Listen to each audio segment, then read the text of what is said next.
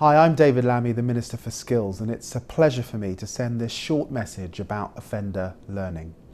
As David said, we all know how crucial it is to help people break the cycle of repeat offending. The truth and the tragedy is that reoffending blights people's lives when it shouldn't do.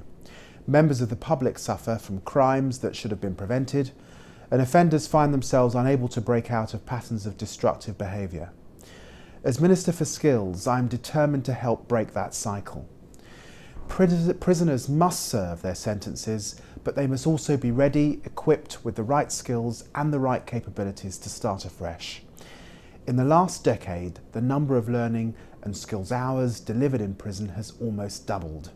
More offenders now take part in learning, and more are picking up basic skills awards.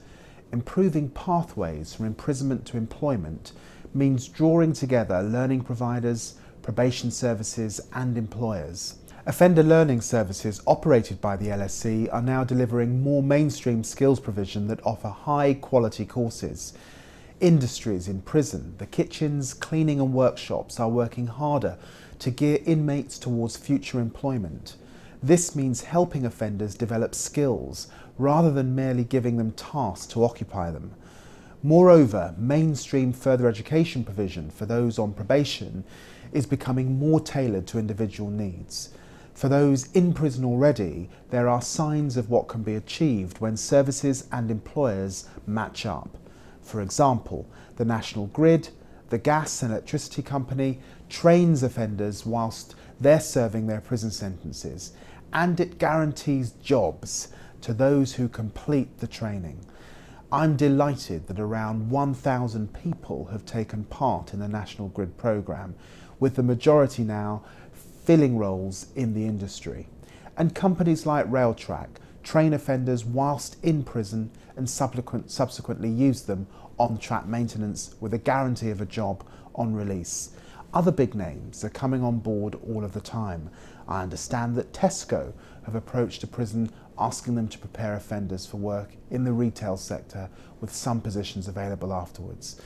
What these examples tell me is that where political willpower, social responsibility and willing learners come together, we can make a real difference to society.